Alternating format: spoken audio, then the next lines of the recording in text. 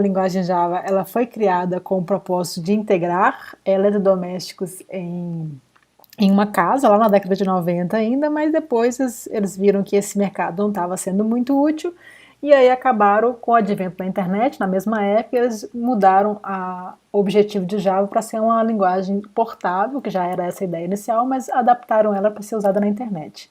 E aí isso foi um boom desde então, Java é uma das linguagens mais usadas no mundo inteiro. As características da linguagem Java, tem algumas, é uma linguagem de alto nível, né, ou seja, é uma linguagem mais próxima do nossa fala, apesar de que é inglês, então vamos ter que trabalhar melhor o inglês aí.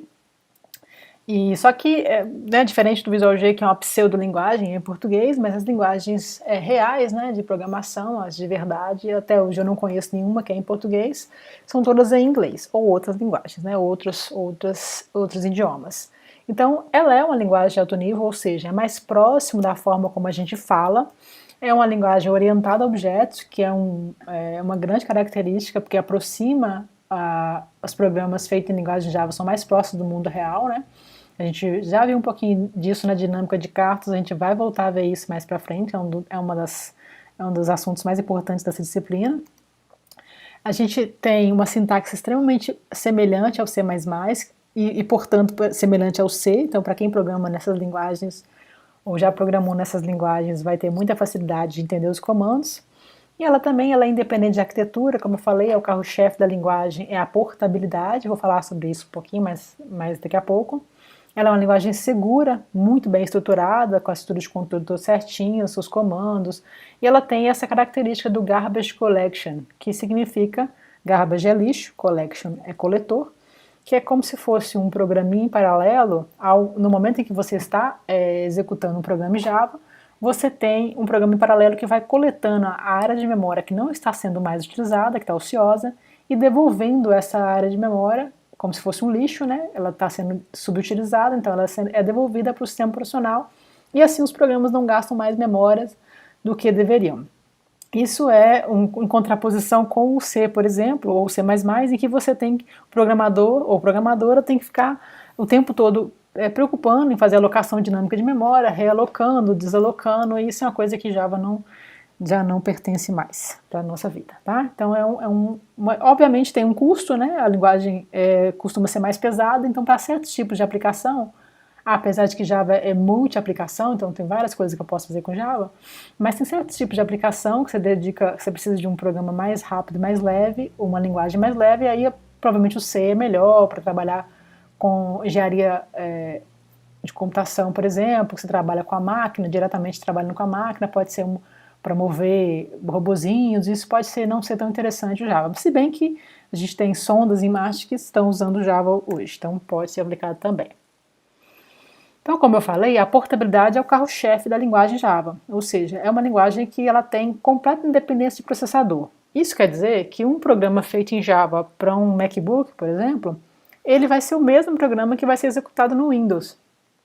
Eu só preciso pegar aquele programa .java e compilar de novo para a minha máquina Java. Então a minha máquina Java aqui nesse MacBook, ela é uma máquina Java diferente das que vocês têm, a maioria de vocês tem Windows.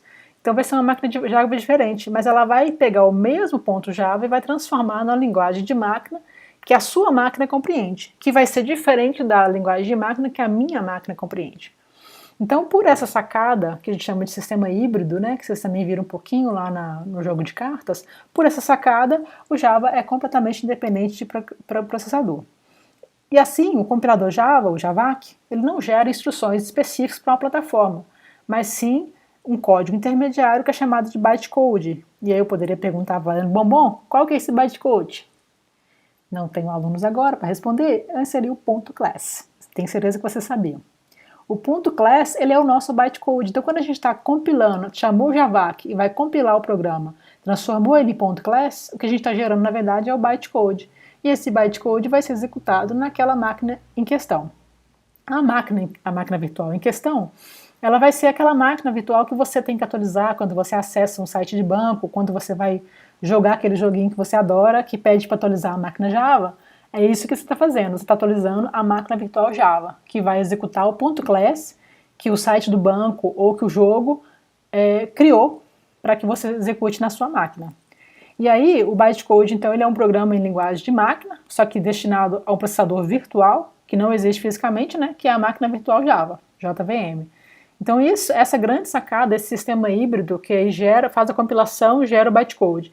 E esse bytecode depois vai ser interpretado pela máquina virtual. Esse sistema híbrido do Java é que permite com que ela seja executada em qualquer processador.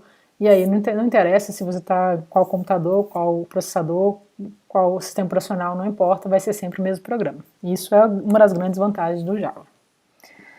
Bom, já temos várias ferramentas para desenvolvimento Java, a maioria é gratuita. O básico do básico do básico, feijão com arroz, foi liberado pela Sun, hoje na verdade é a Oracle, que liberou gratuitamente o pacote JDK, que é o Java Developers Kit, Kit de Desenvolvimento Java.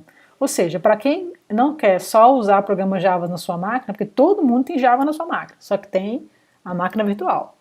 Mas para quem quer fazer programas em Java, vai precisar de pelo menos o JDK, que é o que a gente baixou já, eu acho que a maioria de vocês fez, na máquina de vocês, que tem, entre outras coisas, né, tem o Java, que é o compilador Java, que vai gerar o ponto Java que a gente cria para o ponto class, que é o bytecode, e a máquina virtual, JVM, que vai ser específica para a sua plataforma, que vai poder executar aquele ponto class e traduzir ele em binário para a sua máquina. Os uns e zeros lá para a sua máquina específica, tá? Tem vários outros tipos de IDEs também, que a gente chama de IDEs, que são Integrated Development Environments, ou Ambientes de Desenvolvimento Integrados, que são programas que tem também editores de texto, tem debug tudo junto, vai ter janelinha, diferente do Java, do JDK, que é para ser executado no CMD, né? Que ele é bem basicão, e tão basicão que nem tem uma janelinha para abrir e tal, com minimizar essas coisas todas. Eu tenho que executar através do JDK, por linha de comando. Mas eu tenho outros IDEs, né, que são esses chamados IDEs, porque o JDK ele nem traz editor. É por isso que a gente usa o Notepad++. A gente usa um programa à parte para editar, salva lá como .java e depois chama o Javac.